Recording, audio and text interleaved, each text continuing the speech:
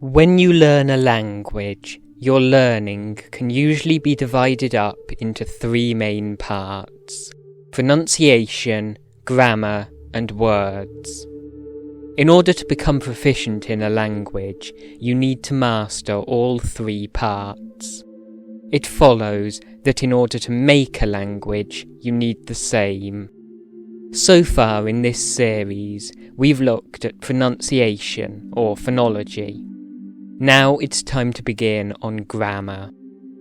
Grammar is a term used by both linguists and non-linguists to describe all the bits of language that stick words together.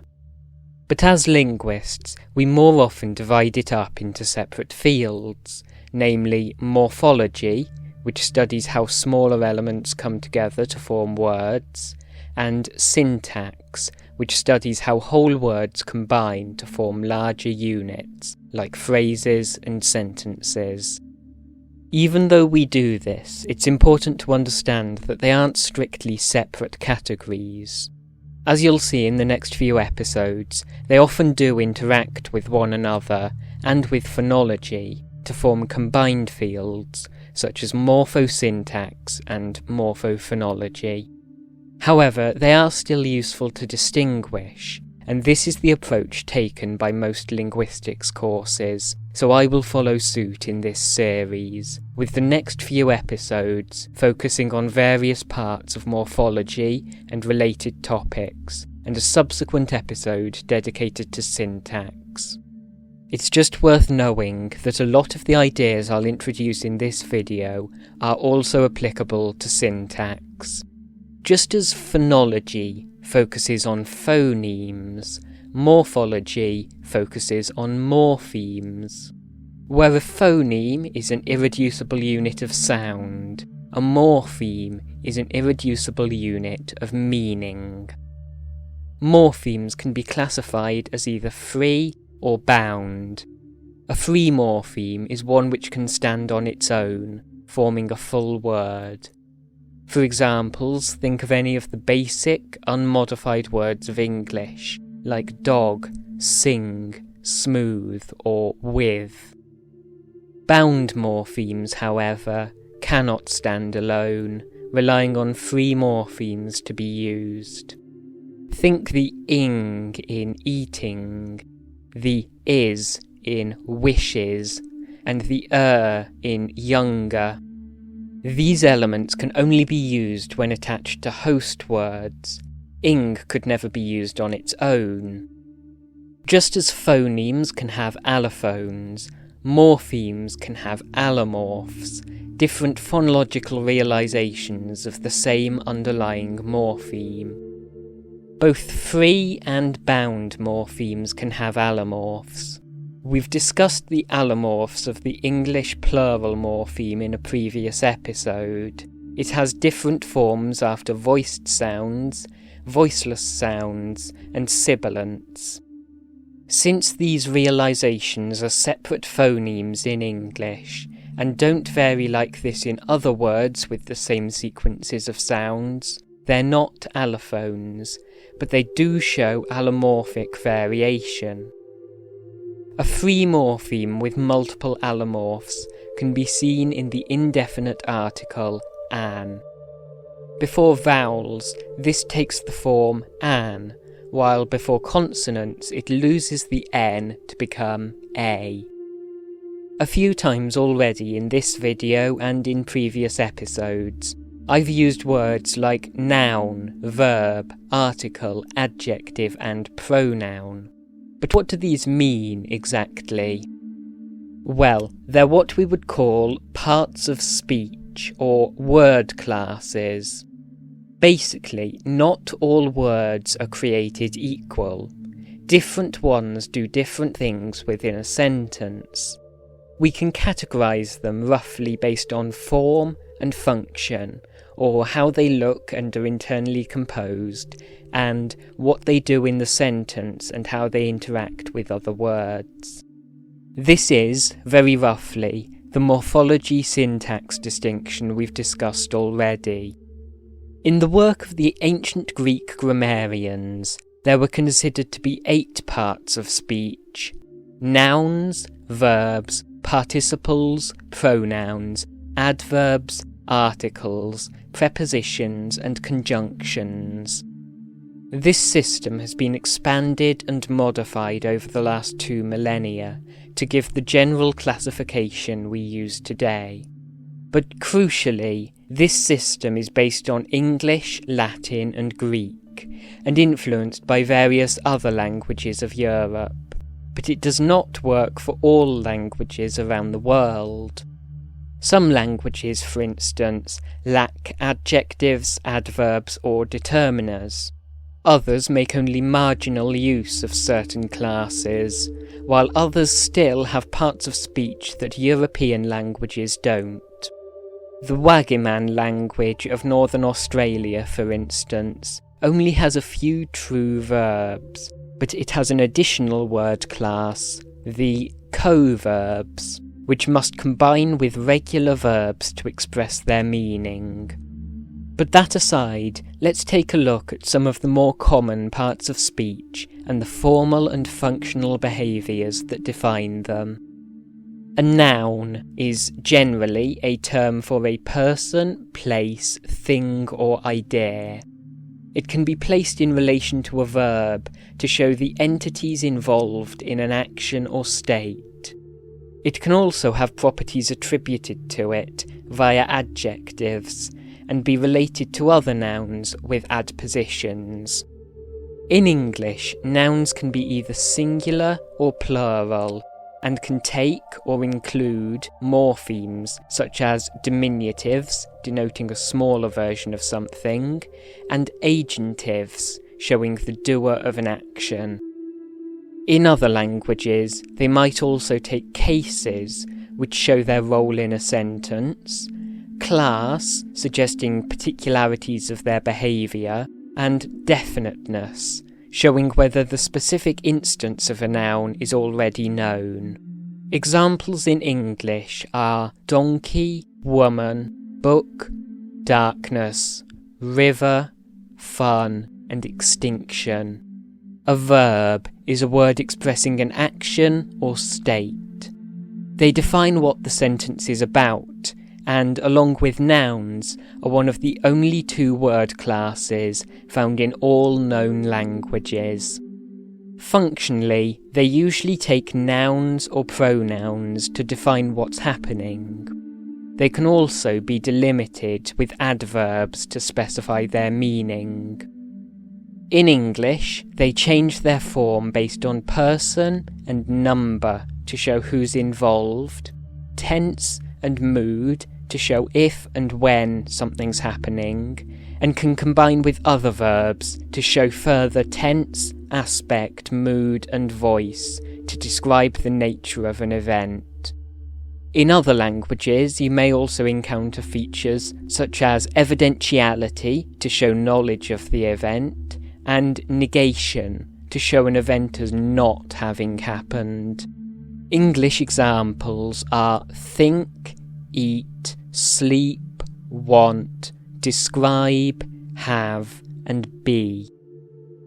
Adjectives describe nouns. They can mark comparison, to compare one noun to another, and in other languages may agree with nouns, mimicking their plurality, case, class, and definiteness. Examples in English are big, happy, yellow, wooden, and Canadian. Similarly, adverbs describe verbs and adjectives. They often end in ly, especially when derived from adjectives, though many also don't. Examples are slowly, happily, now, well, and here. Pronouns are, in some languages, a subclass of nouns. They stand in for nouns, often to reference something without repeating or naming it in full. In English, they're similar in function to nouns, but slightly more restricted. For instance, they usually can't take adjectives, although this is because technically they replace whole noun phrases, including a noun and its associated adjectives and determiners. However, formally they're a little more elaborate. Unlike nouns, they vary based on case, and their forms aren't as clearly derived as in nouns. English examples are you, we, her, what, no one, and those. In English, we have a part of speech known as prepositions. These define the relationship of nouns to other parts of the sentence. They're mostly simple, not containing any smaller morphemes, or able to have morphemes added to them. However, there are also complex prepositions, made up of phrases involving a noun and a preposition, which together fill the same role. We call them prepositions because they come before the noun, but in other languages they may come after, so we term the whole word class adpositions. Examples are with, in, to, regarding, and in spite of. Other common parts of speech are conjunctions, which join clauses or sentences together, determiners, which specify a noun in some way, and particles, which don't include or take special morphemes and add grammatical information to a sentence rather than physical meaning. We can also describe parts of speech as either open class or closed class.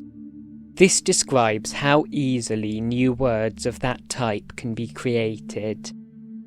Open classes allow new words to be created easily, while closed classes do not. Open classes are usually lexical, that is, their words have clear, easily definable meanings.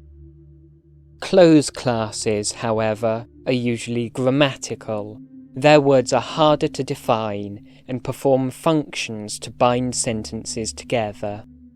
Examples of open classes are nouns, verbs, adjectives, and adverbs.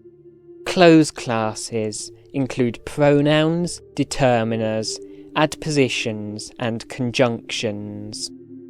We'll go into more detail on each of the parts of speech in the coming episodes, but as a beginner, you're probably best sticking to just the basic parts of speech in English, or shown in this list. Try to understand the basic essence of what each is, so you can assign appropriate behaviours to it when we reach that point in the series. In case you haven't noticed, parts of speech represent the categories of free morphemes. They're the types of independent word which can occur in a language. But what about bound morphemes? Well, one basic distinction we can make is in their function. When a bound morpheme attaches onto a free one, we refer to this free morpheme as either a root or a stem. A root is the most irreducible form of a word, composed of a single free morpheme. A stem can actually be composed of more than one morpheme, but it's just the lexical part of a word, without any grammatical elements added on. For example, in the word brotherhoods, we can find three morphemes: brother, hood, and the plural s. The root of this word is brother, the smallest part of the word with an independent, non-grammatical meaning. Onto this, the morpheme hood is added. This doesn't add grammatical information, but it does modify the meaning of the word. Adding a morpheme to alter meaning like this is called derivation. In this case, no more derivational morphemes are added, so brotherhood is the word stem. However, we can also add the s on to form the word brotherhoods. This morpheme represents the grammatical category of plurality, indicating that we're talking about more than one of the thing in question. It's adding to the grammatical status of the word, but isn't adding actual lexical meaning, as the essence of brotherhoods doesn't differ from that of brotherhood. This is therefore not a case of derivation, but rather one of inflection, that is, adding grammatical morphemes to a word. In this example, we saw both morphemes added on to the end of the root, but this isn't the only option. Bound morphemes coming after the root are called suffixes. If they come before, however, they're called prefixes. Examples in English are the negative prefix un and in, or co, meaning together. Most English affixes, as they're neutrally called, are suffixes, including all grammatical morphemes. But in the Zulu language of South Africa, this is reversed, with most affixes being prefixes before the root, and only having a few suffixes.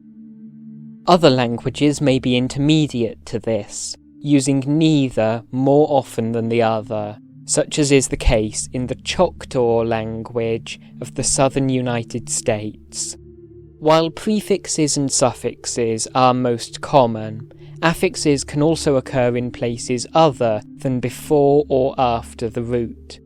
In Tagalog, a language of the Philippines, certain aspects of verbal morphology are marked through infixes, which occur inside a word stem, with the stem being broken up in some predictable way. In German, past participles, the forms of verbs equivalent to English eaten, been, sung, and gone are formed with circumfixes, where morphemes are added both before and after the stem, but where one or both have no meaning on their own. Many languages also show grammatical meaning by reduplication, where all or part of a stem is doubled or sometimes even tripled. The element which is added in these cases is known as a duplifix. This can be seen in the Igbo language of Nigeria, where gerunds, noun-like verbs, are formed by reduplicating part of the verb. Most of the time, languages use some sort of affix to derive and inflect words, but some use other means. Affixing involves adding a consistent, unitary morpheme to a root or stem. Given that they're just stacked together like this, we call this concatenative morphology. However, some languages change the internal structure of elements in a root. This is what we call non-concatenative morphology. The most famous example of this is in the Semitic languages, like Arabic, Hebrew, and Aramaic, where roots are not blocks of consonants and vowels like in many other languages, but instead consist of just consonants. The vowels of the word are then added in at specific places to form derived and inflected stems. For instance, Arabic has the root SLM, which denotes concepts relating to safety, peace, and surrender. The root never appears in this vowelless form, but all derived and inflected stems can be traced back to this base. By inserting a short and a long A into the middle, we can form the word salam, which is a common greeting in the Arab world. But by inserting other vowels, we get Islam, the source of the English word Islam, the religion of the Arabs. Another derivation makes use of yet another vowel template to give Muslim, the source of English Muslim, a follower of Islam. But non-concatenative morphology isn't restricted to this consonant root template system of the Semitic languages. We actually also use it in English. Think about nouns like mouse, man, or foot. To form their plurals, we don't add s like most other nouns. The vowels in the root get changed. Mouse to mice, man to men, and foot to feet.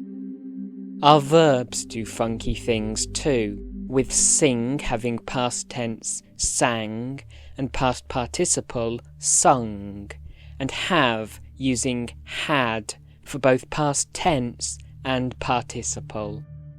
Importantly, not just any change to the stem is non-concatenation, only those cases where certain phones change in predictable or semi-predictable ways. The past tense form of English go, for example, is went, which is not a case of non-concatenation, but rather one of suppletion. Suppletion is where a certain form of a word is not related to the reference form, but rather started out as a separate word, then got co-opted as, say, a plural, past tense or diminutive. Suppletion is incredibly rare as a regular strategy of derivation or inflection, but crops up in many or most languages as an irregularity. In English, we also see it in the plural people compared to singular person, and the comparative and superlative better and best compared to the usual good. So, now we've looked at what morphemes are and where they go, but there's still the question of how many you need. As it turns out, this is another place where we see variation. In some languages, words can have many inflectional morphemes added to them, while others don't allow any. This forms a spectrum. Languages with a low morpheme-to-word ratio are termed analytic. These languages don't use many affixes per word, if any, and rely instead on syntax to convey this information. English is an analytic language. We don't have much in the way of inflection, with our nouns only showing plurality and possession, and our verbs only showing tense, person, number, and mood, with other forms being shown through long strings of separate verbs. Note that this is only relevant for inflection and not derivation. English has a rich range of derivational morphemes available, but only a few inflections, so it remains analytic. Languages which are very analytic, to the point of having no inflectional morphology, are called isolating languages. The Yoruba language of Nigeria and surrounding parts of West Africa is isolating, as any grammatical functions are filled by separate words and placed in certain positions relative to the main head word. On the other hand, some languages mark far more categories on their words. These are called synthetic languages. Synthetic languages have two subtypes, fusional and agglutinative.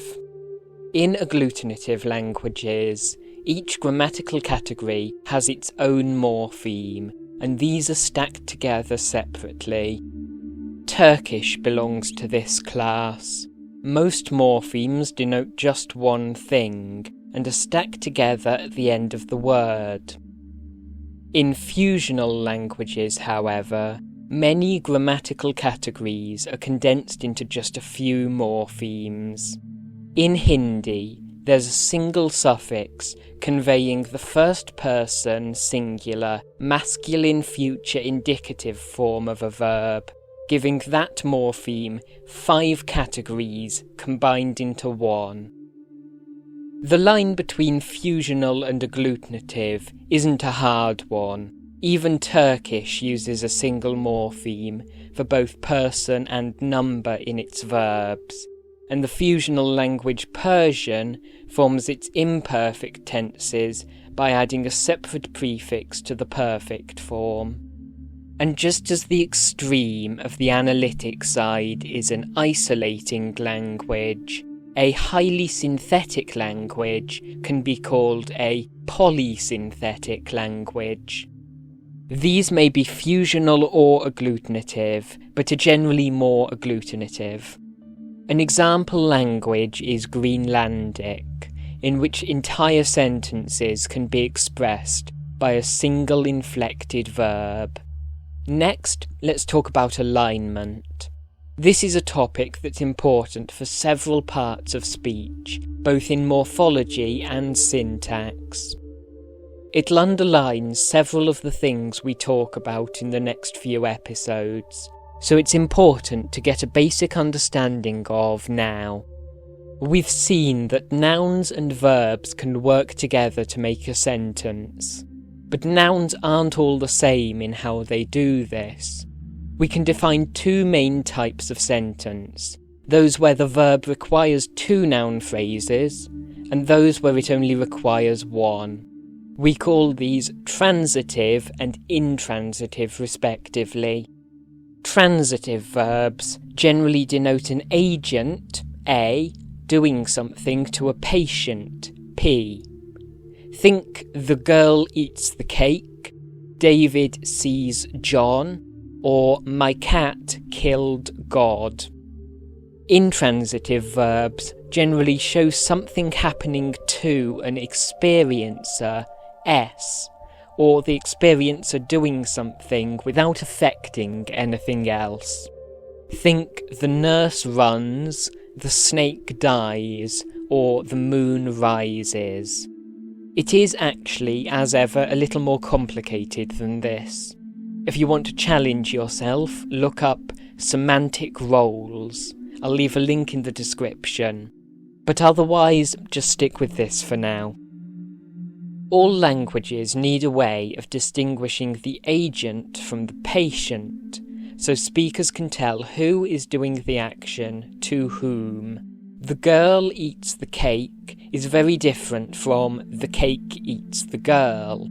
Languages have a variety of different ways of doing this, which we'll explore more in the coming episodes. As you can see, English uses the order of the constituents. Swapping the order swaps the meaning.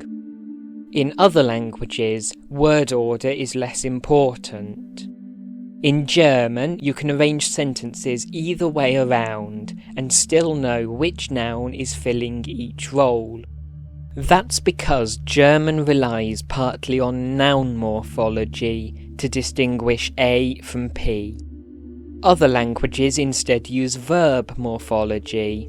In Greenlandic, there are different forms of the verb according to both the agent and the patient. If these are swapped, a different suffix must be used. But how does this relate to the intransitive experiencer?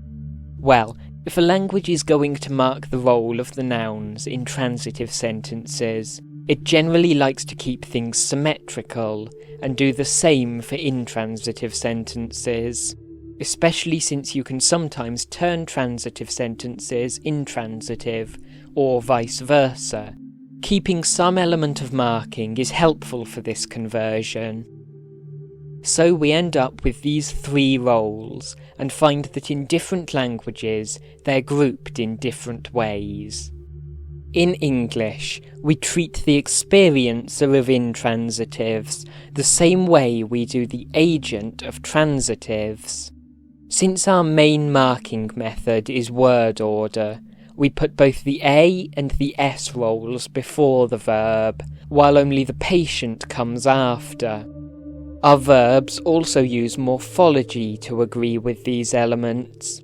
In the present tense, we can add an S suffix to the verb if the agent or experiencer, which together we call the subject of a verb, is third-person singular.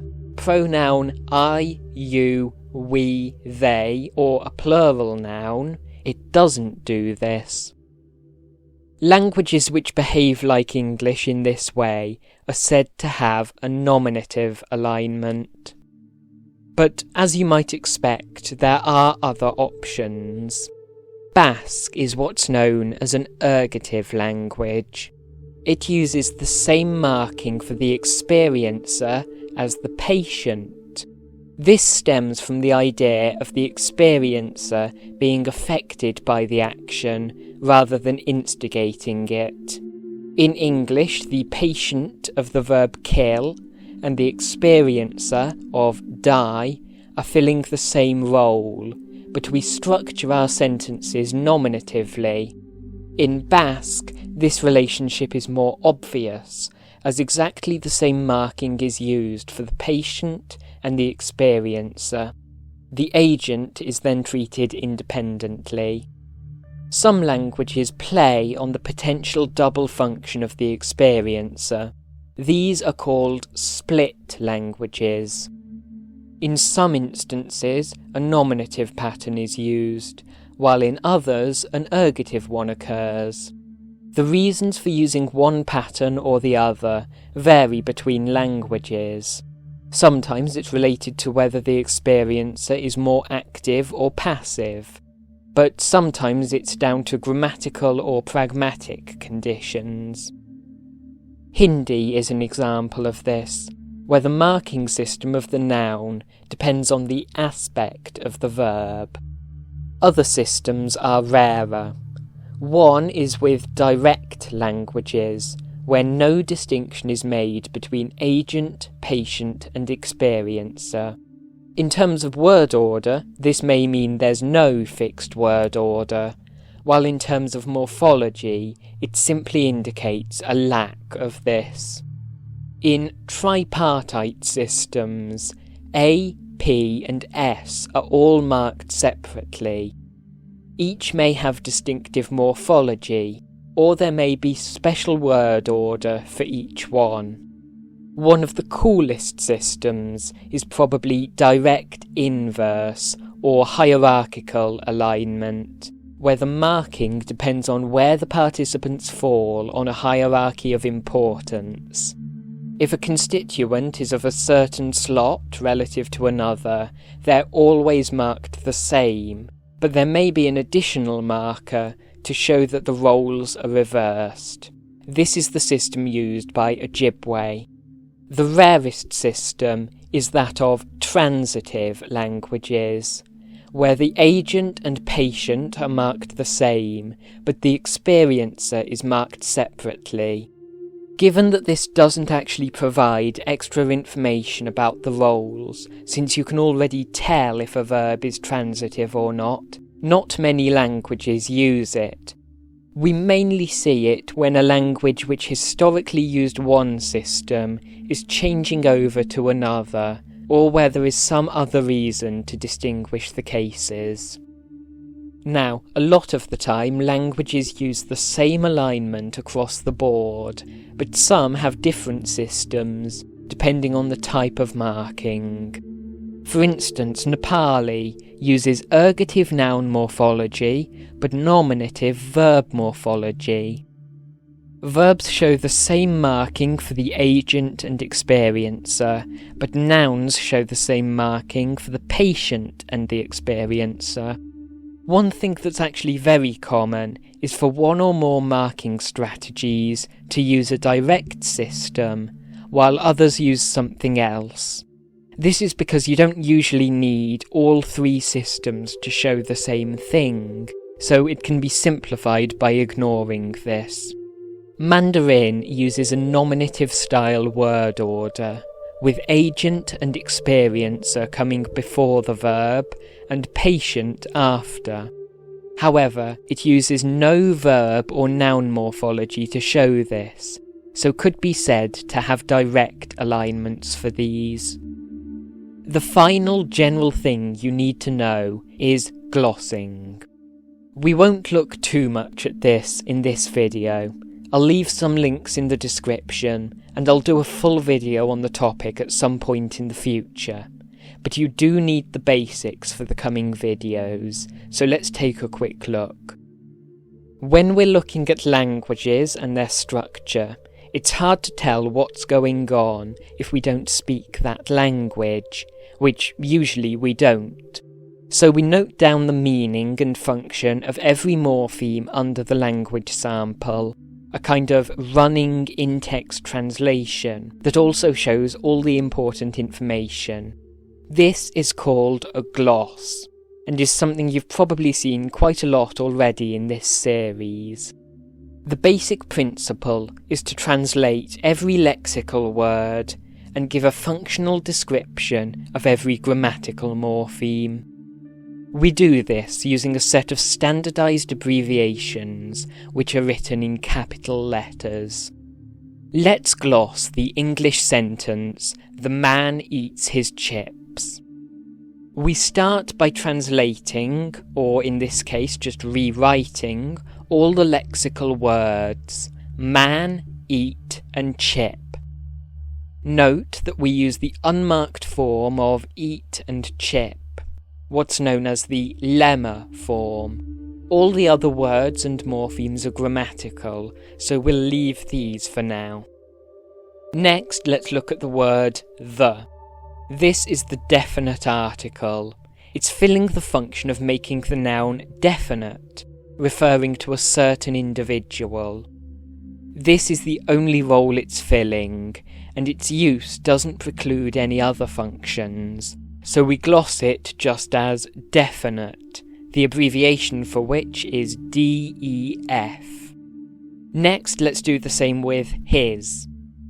This is the third-person singular masculine possessive pronoun, showing the chips as belonging to the man. This morpheme shows 4 grammatical functions: third person, i.e. not involving me or you; singular, denoting possession by an individual, not a group; masculine, denoting possession by a male individual; and possessive, showing ownership or holding of the chips. Combinations of person and number occur often enough that we can just combine them into one abbreviation. Third person singular is denoted by either 3SG or just 3S. Masculine is M and possessive is POSS. Since these are all in a single morpheme, we combine them using dots without spaces, so the full gloss for this word is 3sg.m.poss. Now onto the bound morphemes. The 2 most obvious of these are the S's on eats and chips. These are filling different roles. On the verb, it's showing a third-person singular agent and the present tense, while on the noun, it's showing plurality. However, these are separate morphemes to their host word, so we shouldn't join them with dots. Instead, we use dashes. A dash indicates a morpheme break, a dot indicates the same morpheme. We can see both in eats. In reality, there's actually a bit more going on with this word. It shows more than just the categories we've discussed, but for simplicity, let's stick with this. Ideally, all categories should be marked in a gloss, but you can usually omit some if they're not relevant to a discussion. So that's it, right? Well, not quite. Man does actually show something, even though we can't see it. When we use this word, it's obvious that we mean only one person. 2 or more would be men. We can therefore add an extra gloss here, showing that the morpheme also codes the singular. Man is a special case, because the morpheme itself shows the singular, but other nouns are different, as they use a separate morpheme. If we had the word chip, we'd know it was only one, because of the absence of a plural suffix. We can therefore suppose an invisible morpheme with no sound, which exists just by virtue of another's absence.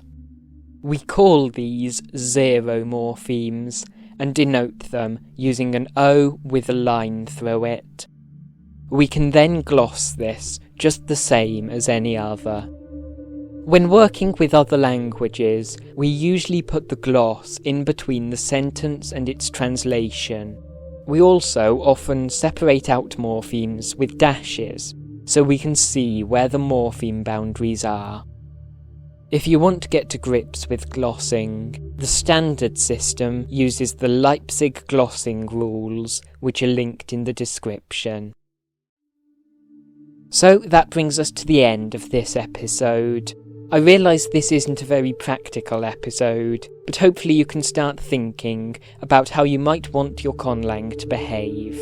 If you're following along, feel free to create some temporary words using your phonology and phonotactics, and start sketching out some of what we've discussed in this video. The next episodes will go into various topics on specific parts of speech. So, until next time, thank you for watching.